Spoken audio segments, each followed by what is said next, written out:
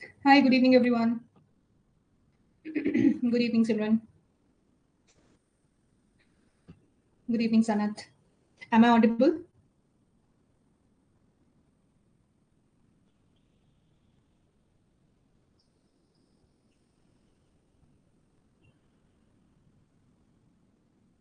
Good evening, जी. Yes. Clearly audible और थोड़ा है वेरिएशन आवाज का 15 and 20 डाउट लास्ट में देखें. चलो वेट.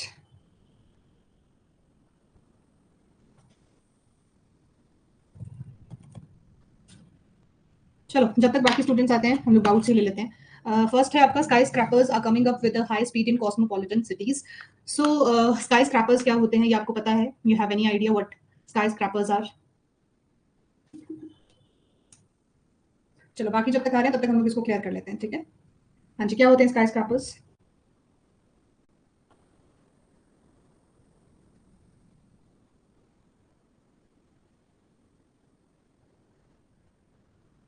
ठीक है, बिल्कुल ठीक है. टॉल बिल्डिंग को हम बोल देते हैं स्काई स्क्रैपर्स. ओहो.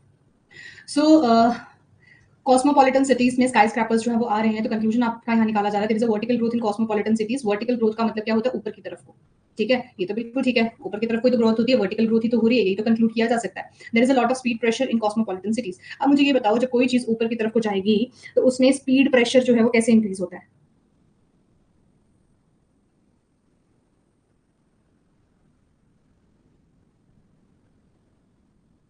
बताओ. देखो, जब भी या there is demand, there is vertical growth, but one thing is also there. जो स्काई स्क्रैपर्स होते हैं उनको स्ट्रॉन्ग बनाने के लिए हमें स्टील के कॉलम्स और बीम्स को यूज करना पड़ता है. ठीक है, that is causing a lot of pressure on the area. ठीक है, तो जो कॉस्मोपॉलिटन सिटीज हैं उनके ऊपर स्पीड का काफी प्रेशर आ रहा है. अब स्पीड प्रेशर से आप क्या समझते हैं? स्पीड प्रेशर से आप क्या समझते हैं?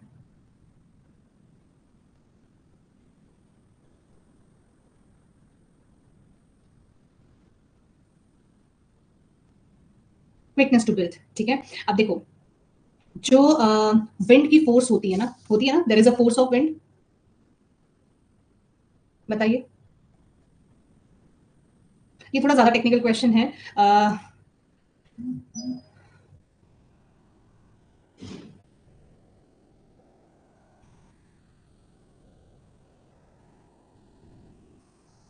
ठीक है.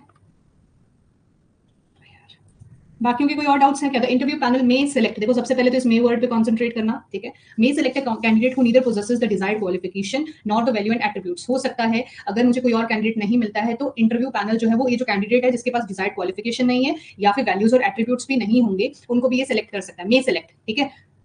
डिजायर्ड क्वालिफिकेशन होती है ना हर चीज की, वो नहीं होगी तो भी कर लेगा. The inclusion of specialist on the interview panel doesn't guarantee that the selection will be proper. अगर वो कह रहा है मे सेलेक्ट. अच्छा, अब एक बात बताओ. If you have certain criteria regarding the interview के लिए तुम्हारे कुछ सर्टेन क्राइटेरिया है, but you are not following that criteria in the interview. What does that mean? That means कि स्पेशलिस्ट जो हैं they are not guaranteeing that they are properly select one person. See, अगर यहाँ पर I agree with your answer, but अगर आप इस चीज को छोड़ देते हैं, the interview panel select a candidate who neither possesses the desired qualification nor the value and attributes. The test interview has certain limitations in the matter of selection of candidate. तो उस केस में ये true हो जाता. ठीक है, ये follow कर जाता. लेकिन यहां पर इन्होंने मेंशन किया है that they may select a candidate. वो एक ऐसा कैंडिडेट भी सिलेक्ट कर सकते हैं जिनके पास डिजायर्ड क्वालिफिकेशन नहीं होगी. विच मीन्स कि अब जैसे देखो, इस केस में तुम ये सोच सकते हो, ये कंक्लूड कर सकते हो कि अ पर्सन जिसके पास कुछ भी नहीं है, he can also get selected. यही है ना इसका कंक्लूजन. इसको हम अगर नीचे वाले कंक्लूजन को छोड़ दें तो we can what we can say a candidate who is not having any qualification, who doesn't have any value, who doesn't have any attributes, he can also get selected. यही होगा इसका मतलब. सो जो फर्स्ट लिखा हुआ है उसमें क्या लिखा है? The inclusion of specialist on the interview panel doesn't guarantee. आपने कोई स्पेशलिस्ट भी डाल दिया तो भी आप गारंटी नहीं दे सकते कि एक प्रॉपर कैंडिडेट ही सिलेक्ट होगा. समझ में आया? Yes, it's not given, but इसमें उन्होंने कहा है, बच्चे यहाँ ध्यान से देखो ना, उसने कहा है कि इंटरव्यू पैनल में जो भी बैठे होंगे, वी आर नॉट श्योर कौन बैठे हैं, उसने कहा चाहे तुम स्पेशलिस्ट को ही क्यों ना इंक्लूड कर दो. ठीक है, उनको भी इंक्लूड कर दो तो भी सिलेक्शन प्रॉपर नहीं होगा, क्योंकि उसने कहा है कि सिलेक्शन जो है उसके लिए ये चीजें डिजायर्ड नहीं है. जब ये डिजायर नहीं है तो तुम चाहे किसी स्पेशलिस्ट को ले आओ, तुम चाहे किसी को भी ले आओ, आपके पास सिलेक्शन अनफेयर ही होने वाला है. ठीक है, there is no fair selection. Hi Shubhi and Rini and Dhananjay. ठीक है, यहाँ पे फेयर सिलेक्शन की बात हो रही है, which is not possible even after the inclusion of specialist. ठीक है, चलिए. स्टार्ट करें आज की क्लास। आज की क्लास थोड़ी सी इससे थोड़ी हटके है, बिकॉज आज की क्लास में आप लोगों को कुछ पॉइंटर्स नोट करने हैं which is very important for you. सबसे पहले आज हम लोग बात करने वाले हैं स्टेटमेंट एंड assumption की। What does assumption mean? Assumption is something which we already predicted, ठीक है, which we had in our heads कि हम लोग ये चीज हो सकती है, ठीक है, जो हम लोग ऑलरेडी प्रिडिक्ट करके चलते हैं, that is called assumption, ठीक है। For example, if I tell you that it's raining outside the door, ठीक है, so what will you assume? What will be your assumption? अगर आपको बाहर जाना है और मैंने कह दिया it is raining outside, so what will be your assume? Some will assume that I have to take umbrella, right? Some will think it's cold outside, है ना? क्या क्या सोचेंगे बताओ जरा। अगर मैं आपको कह रही हूँ it's raining outside the door और आपको बाहर जाना है and you have to go outside, तो व्हाट विल यू अज्यूम? क्या फर्स्ट चीज आती है आपके दिमाग में? It's not a conclusion, it's just assumption. What will you think? बताइए। कोई assumption आएगा अगर मैं कहूंगी बाहर बारिश हो रही है तो? इट कैन कैच कोल्ड, बिल्कुल ठीक है। और बाकी लोगों की कोई आती है assumption कि बस बाहर जा रहे हैं, इतना सुन लिया और बाहर बारिश हो रही है, बस खत्म? बताओ भाई जल्दी। assumption is all not about कि मैं बोलते रहूं और आप लोग चुपचाप बैठे रहें, इट्स ऑल अबाउट कि हम क्या डिस्कस करते हैं क्लास में। तो जल्दी जल्दी सबके रिप्लाई चाहिए मुझे।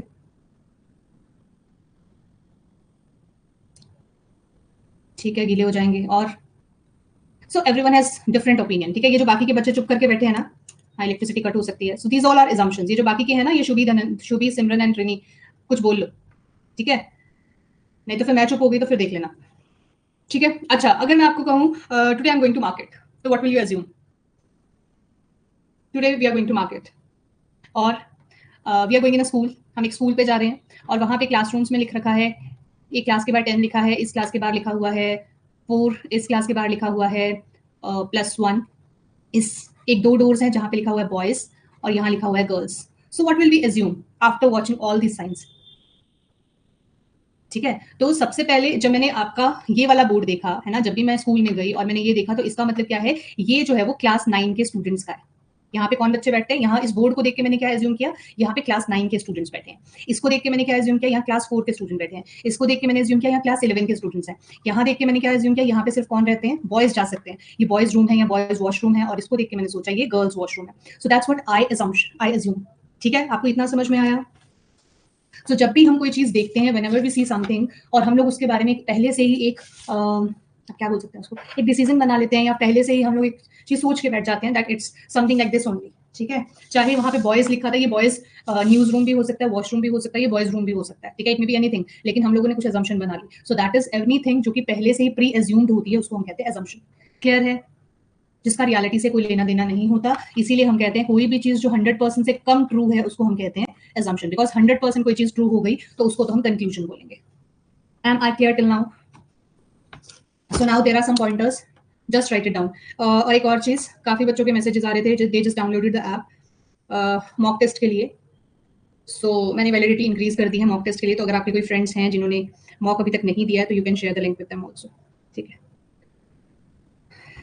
चलिए, सो सबसे पहले लिखिए रूल्स अबाउट assumptions। आपको अब लिखने हैं रूल्स जो आपको दिमाग में रखने हैं, ठीक है। So first rule is there must be link between statement and assumption। There must be link between statement, irrelevant बातें नहीं होनी चाहिए, ठीक है, and assumption। We can't assume like कि अगर मैं कहूंगी कि if I am saying that it's raining outside, तो मैं ये नहीं सोचूंगी बाहर कि बाहर गोले वाला आया होगा या बाहर जो है सब्जी वाला आया होगा, या फिर मैं ये नहीं सोचूंगी कि बाहर धूप निकली होगी, ठीक है। तो इररेलेवेंट बातें हमें नहीं सोचनी है, there must be a link, उनके बीच में एक लिंक होना चाहिए, ठीक है।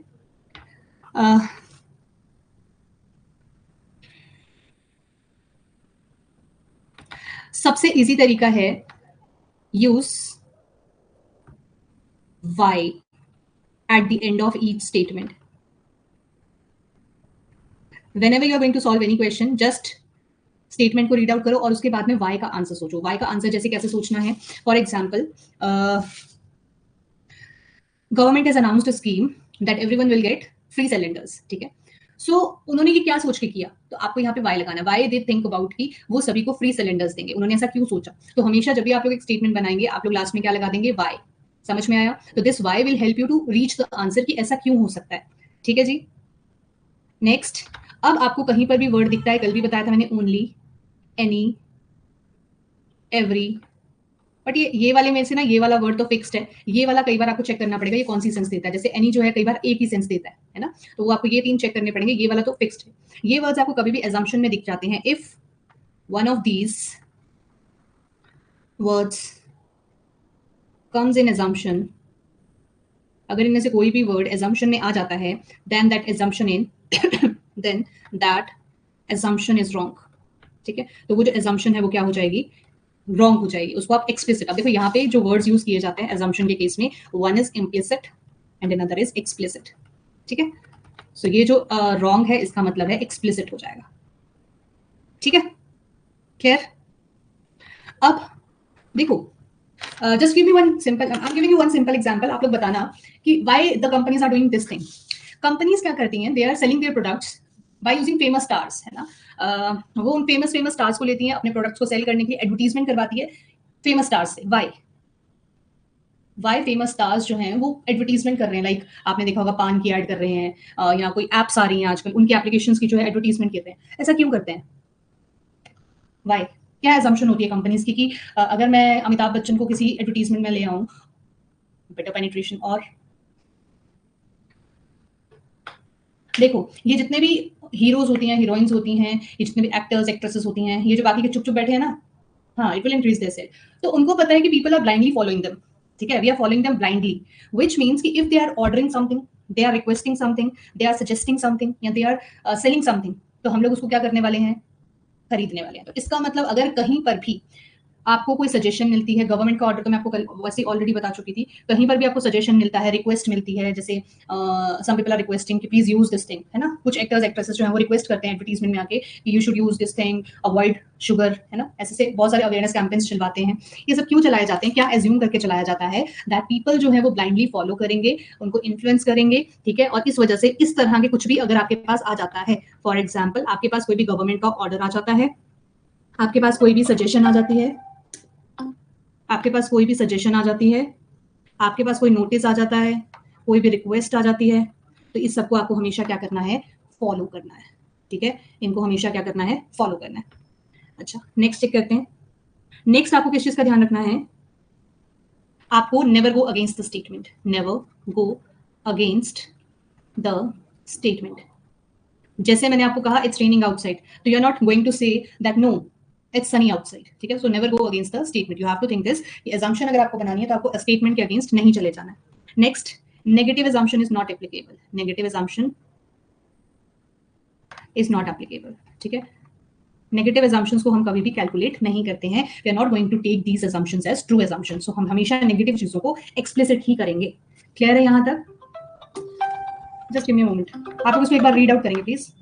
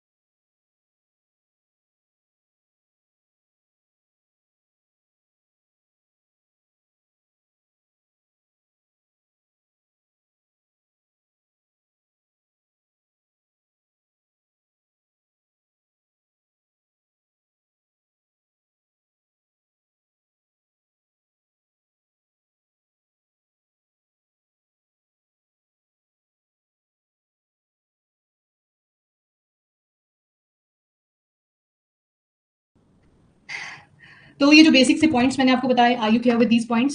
Sorry for the interruption, are you clear with these points?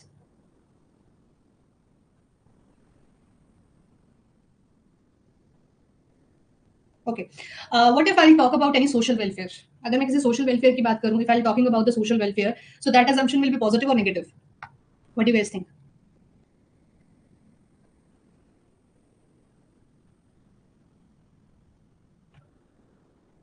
That assumption will be positive और negative, what do you guys think? Hi Ranbir, positive, ठीक है। तो always if whenever we are talking about social welfare, government policies, always take those assumptions as positive assumptions, ठीक है। I think pretty clear. Now start with the questions. So here comes the very first question. You all have answered it like B. अच्छा, इससे पहले I'll explain the options. Whenever first is correct, तो one is implicit. Whenever second is correct, second is implicit. None is explicit. मतलब कोई भी applicable नहीं होगा तो none is implicit. But here comes कि 3 कब आएगा and 4 5 कब आएगा, ठीक है। तो 3 के लिए हमेशा याद रखना, whenever we get same result from both the assumptions, सिर्फ उन्हीं केसेस में हम लोग ये लगाते हैं, ठीक है। बट ये केस जो है वो सिर्फ 1% होता है आउट ऑफ 100। आउट ऑफ 100 सिर्फ 1% क्वेश्चंस ही ऐसे होंगे जहां पर आपके पास ये एजम्पशन जो है, मतलब आइदर और वाला ऑप्शन करेक्ट होगा। बाकी अगर हम बात करें ऑप्शन नंबर 5 कब इम्प्लिसिट होता है, व्हेन डिफरेंट रिजल्ट, जब हमारे पास डिफरेंट रिजल्ट आते हैं फ्रॉम बोथ एजम्पशंस। क्लियर है?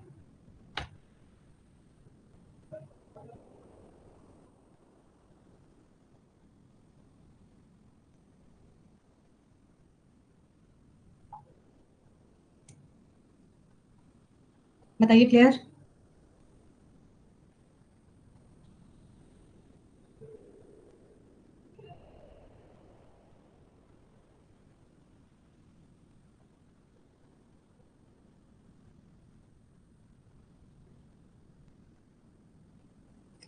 बताइए, क्लियर?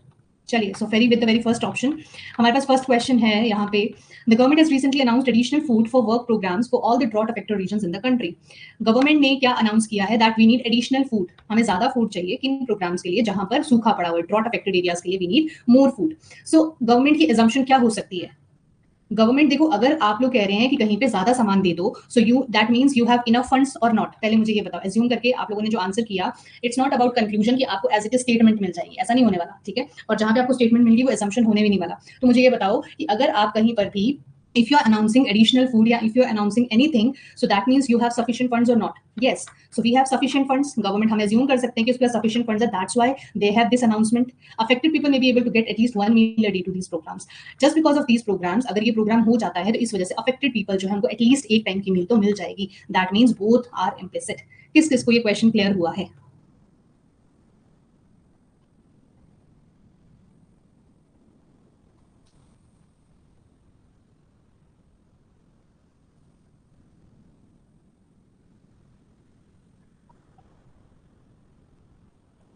चलिए, try this question.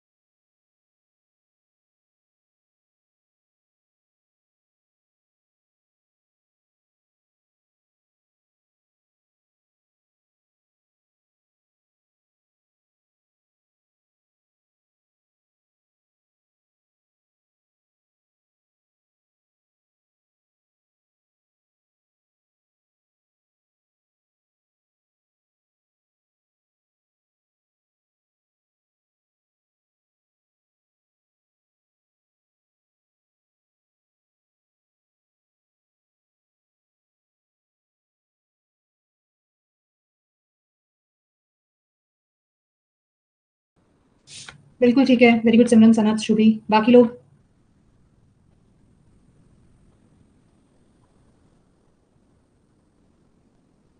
ठीक है, the right answer is again both follows. Most of the engineering college in the state applied, one second,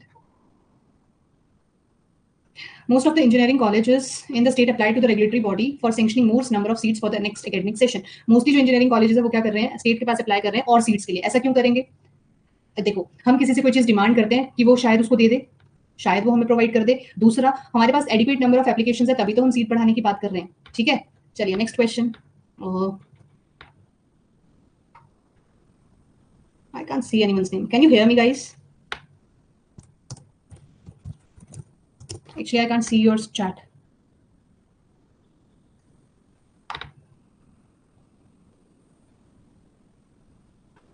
Okay, now visible. चलिए, The municipal corporation has announced 50% reduction in water supply till monsoon arrives in the city. जो municipal corporation है उसने announce किया 50% reduction water supply में, वो पानी जो है उसको कम कर देगा जब तक कि मॉनसून नहीं आ जाता. सो हम क्या एज्यूम करेंगे? देखो यहाँ पर जो एजम्पशन है वो आपने लोगों के लिए नहीं लगानी है. यहाँ पे हु इज द अथॉरिटी, पहले मुझे ये बताओ. स्टेटमेंट में हमेशा ऑथर को ढूंढना है.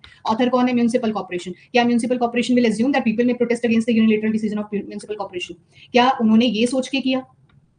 अगर if I am giving any statement, if I am presenting any statement, does that mean कि मैं अपने अगेंस्ट कोई चीज सुनूंगी? नहीं ना. अगर मैं कह रही हूँ, मैंने अनाउंसमेंट किया है कि 50% रिडक्शन होगा पानी का, दैट मीन्स कि पीपल विल अंडरस्टैंड. ठीक है, नॉट कि पीपल जो है वो प्रोटेस्ट करें. और वैसे भी हम लोगों ने स्टार्टिंग में कहा था कि हम स्टेटमेंट के अगेंस्ट कभी नहीं जाएंगे, तो पीपल जो है वो प्रोटेस्ट नहीं करेंगे. हम अकॉर्डिंग टू ये ऑथर है, इसके अकॉर्डिंगली इसने ये एज्यूम नहीं किया होगा कि पीपल में प्रोटेस्ट. म्युनिसिपल कॉर्पोरेशन ने reduce its taxes from the resident as it failed to provide adequate water.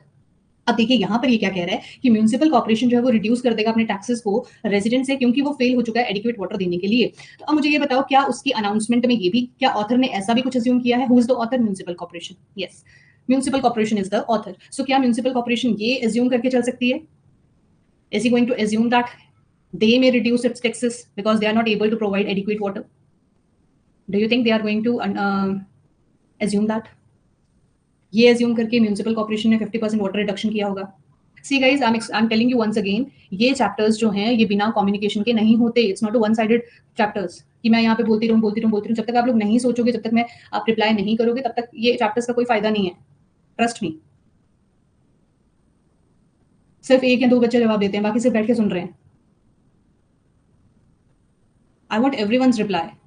What you are thinking? Who's the author here? And what do you guys think कि author का क्या assumption रहा होगा? Yes, you are typing. I can see your messages, but what about others? What are they doing?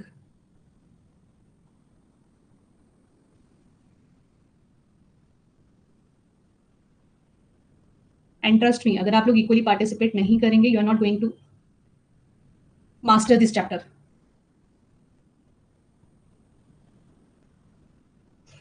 चलिए, nevertheless, let's begin. So in this question, municipal corporation ये भी कभी भी सोच के पानी का अमाउंट रिड्यूस नहीं करेगी, which means यहाँ पे कुछ भी assume नहीं किया है. Both the assumptions are not just because of author. Author के assumptions नहीं हैं.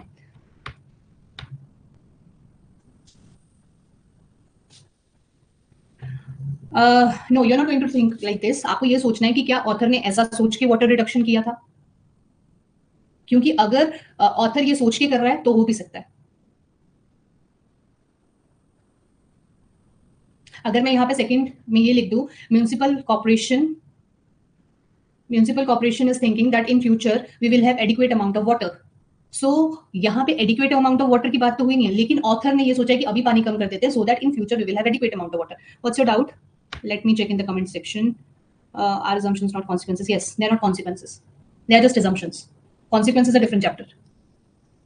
ठीक है? Assumption is simply assumption. For example, if I'll write no parking here, what will you assume? If I write outside my house that no parking, what will I assume? मैं क्या assume करूंगी? That people will not park there. But what is the reality? People will park there. यही है ना? Reality is something different, and what I was thinking is something different. What author is thinking is something different. हाँ, this is the, देखो ना, आप मुझे इतना बताओ नहीं, आप म्यूनिसिपल कॉर्पोरेशन की जगह अपने आप को रखो. Always think that you are the author. ठीक है? Rini has announced 50% reduction in water supply till monsoon arrives in the city. So what will be the assumption behind that? That people may protest? Are you assuming that people will protest after your announcement? No. Are you assuming that we have to reduce the taxes because we are failing in providing adequate water? Are you going to assume this thing? No. इधर अगर एक assumption ऐसी होती that you were thinking that in future or after 2 months we have adequate water, so we need reduction this month. So that will be the right assumption. Because अभी का जो water reduction है that will help me in future. समझ में आया? समझ में आया? So these are not consequences, these are just assumptions, what we are assuming. It has nothing to do with the statement, it has nothing to do with what we are concluding. It's just a statement and we have to think what we can assume from the statement. Another thing,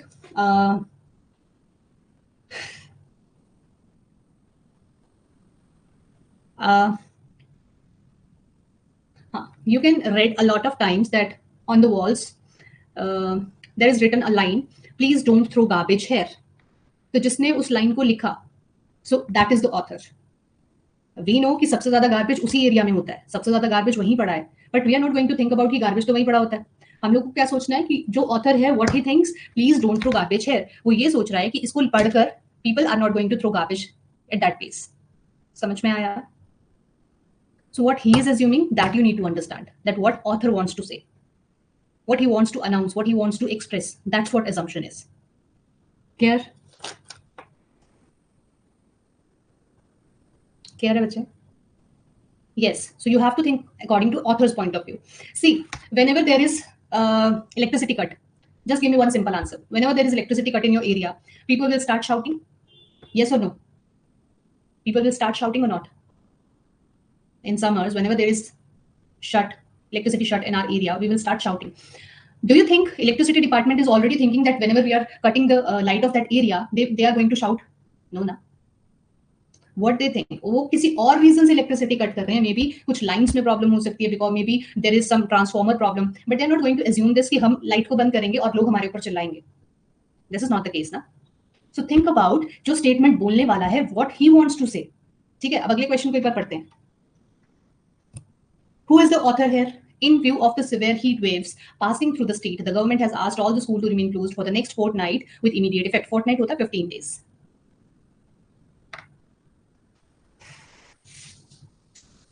चलिए,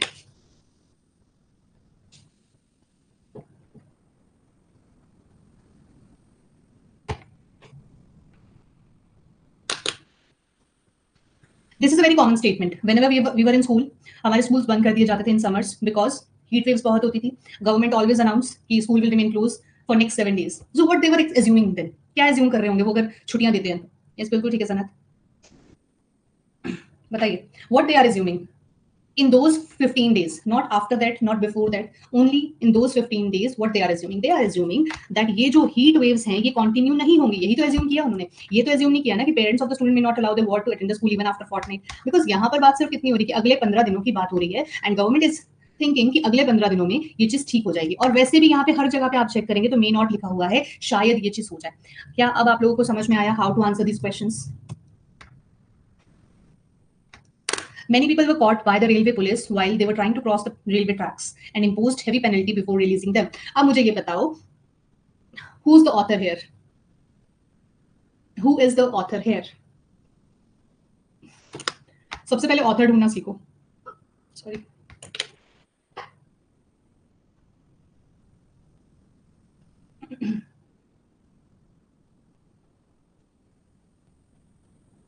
newspaper, या newspaper की तो बात ही नहीं हो रही है.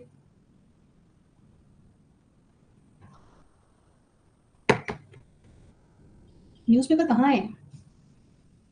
लोगों को पकड़ा, पुलिस ने पकड़ा और उनको पेनल्टी लगाई, तो क्या एज्यूम करेंगे? अब आपको फाइन करते हैं तो क्यों करते हैं fine? Railway police is the author है. ठीक है, अब मुझे ये बताओ, रेलवे पुलिस अगर पेनल्टी लगा रही है किसी को, क्यों लगाती है? अच्छा, अगर आपको if you are not wearing the helmet, आपको पेनल्टी लगाई जाती है, किस लिए लगाई जाती है? पैसे कमाने के लिए, या इसलिए लगाई जाती है that in future you are not going to do the same mistake? इसीलिए लगाई जाती है. So many people were caught by the railway police while they were trying to cross the railway tracks and imposed heavy penalty. Why? Because they were assuming that people may refrain from crossing railway tracks in future. कि अगर आज हम penalty लगाएंगे तो may be in future वो railway tracks को cross करना बंद कर दें. But it's not just because कि पीपल जो है वो फिर भी रेलवे ट्रैक को क्रॉस करेंगे. What is this? ये तो उनकी assumption है, लेकिन ये किसकी assumption है? ये हमारी जनरल assumption है ना? हम तो ऐसा ही सोचते हैं.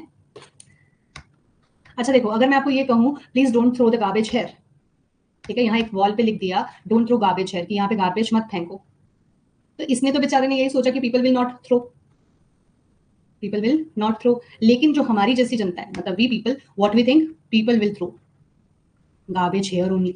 ये किसकी थिंकिंग है? हमारी थिंकिंग है ना.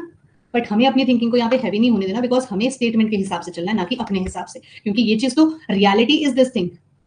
Reality is this thing.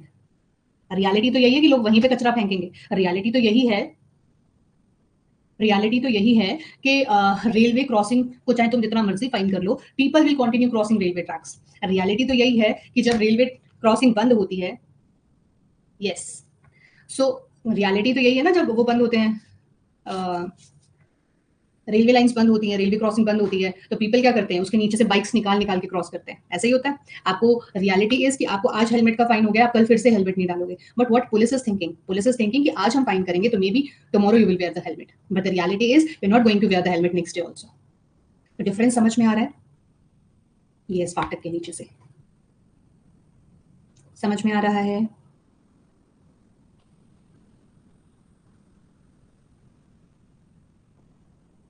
Are you getting my point? So यहाँ पे you need to control your emotions, you need to control your thinking process, you need to understand one thing, that it's not about you, it's not about what you are assuming, it's all about what statement wants you to assume. ठीक है? आप यहाँ पे अपने हिसाब से सोचोगे तो सारे क्वेश्चंस के आंसर गलत होंगे, क्योंकि अगर मैं यहाँ पे अपने हिसाब से सोचूं तो मेरे हिसाब से सेकंड वाला ऑप्शन भी सही है कि लोग तो फिर भी क्रॉस करते ही रहेंगे। बट अगर हम ऑथर जिसने ये चीज इम्पोज की है, अगर पुलिस डिपार्टमेंट ने ये सोचा है that they are going to impose penalty on the victims, that means उन्होंने कुछ एज्यूम किया है, if they are imposing penalty people will follow the rules. ठीक है, चलिए अब मुझे बताओ, ये चैप्टर्स हैं अकेले करने वाले, इसमें आप लोगों को साथ में पार्टिसिपेट करना पड़ेगा कि नहीं करना पड़ेगा?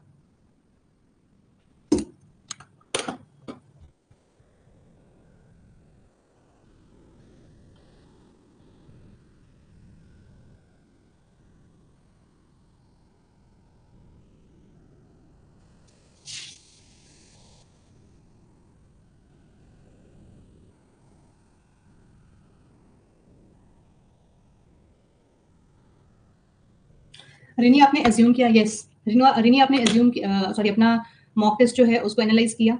एज्यूम बोल रही हूँ।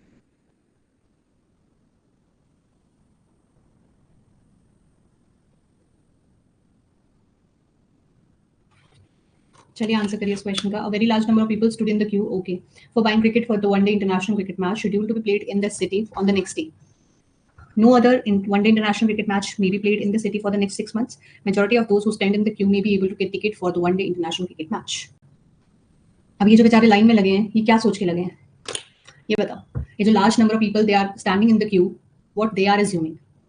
बिकॉज यहाँ पे कौन है, वो लार्ज नंबर ऑफ पीपल की बात हो रही है, that they are on in the rows. बताइए। Yes, they are thinking that they will get the ticket for this one day international cricket match. ये तो वो सोच ही नहीं रहे कि अगले 6 महीनों में मैच होगा कि नहीं होगा। This is irrelevant. ठीक है, ये इररेलेवेंट बात है कि 6 महीने में मैच नहीं होगा। ये एक रेलेवेंट बात है कि वो उनको शायद टिकट मिल जाए। चलिए नेक्स्ट।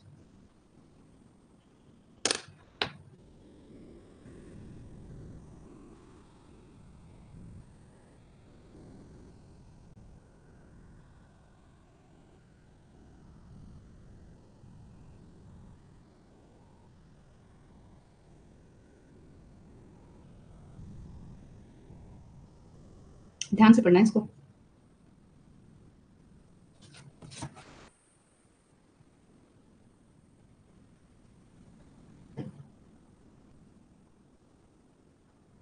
दोबारा पढ़ो इसको, सेकंड वाले को दोबारा पढ़ो।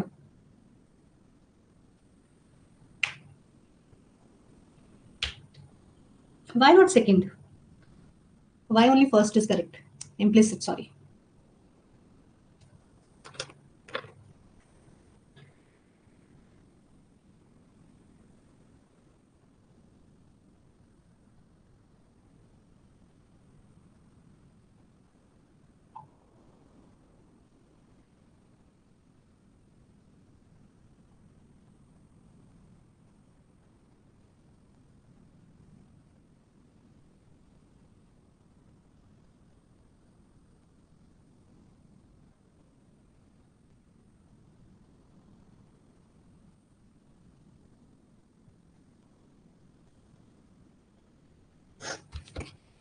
चलिए, so highway police authority has put up large boards at regular intervals indicating the speed limit and dangers of overspeeding on the highways. बड़े बड़े बोर्ड लगाए गए हैं, पुलिस अथॉरिटी ने लगाए हैं बड़े बड़े बोर्ड्स। अच्छा मुझे एक बात बताओ, एजुकेशनल इंस्टीट्यूशंस के बाहर एक जेनरिक एग्जांपल है, why we are putting big hoardings outside educational institutions? Why everyone wants, why they were putting large boards, why the hoardings were very big?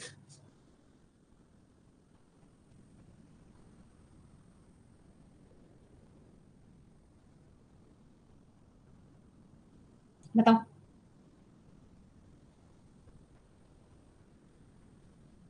जल्दी बताओ। तो कैच अटेंशन। अगर छोटे होंगे तो क्या होगा? अगर those hoardings were not that big, small होंगे, then what will happen?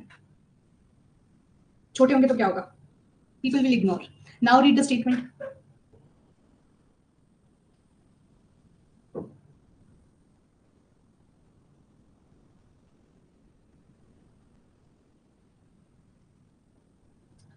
अब रोड्स पे बड़े बड़े होर्डिंग्स लगाने का क्या मतलब है? छोटे होर्डिंग्स क्यों नहीं चल जाते?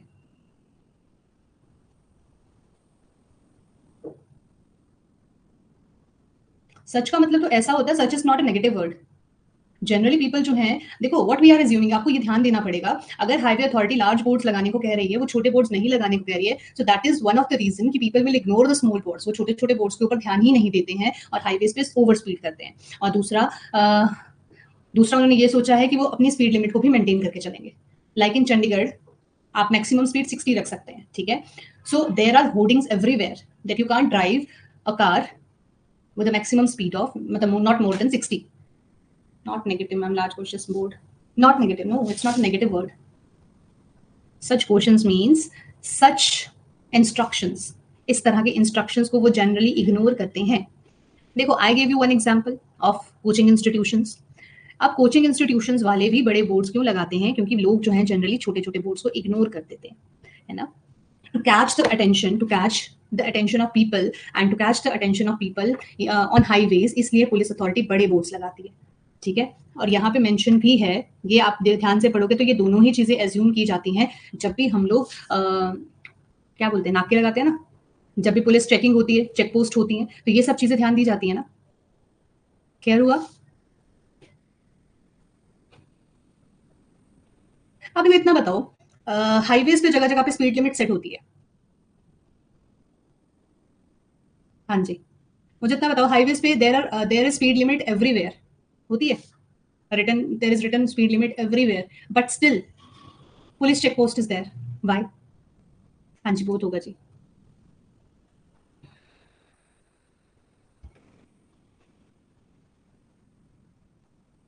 अच्छा, एक इनमें से एक भी इग्नोर करके देखो, एक भी इग्नोर करके देख लो। यस,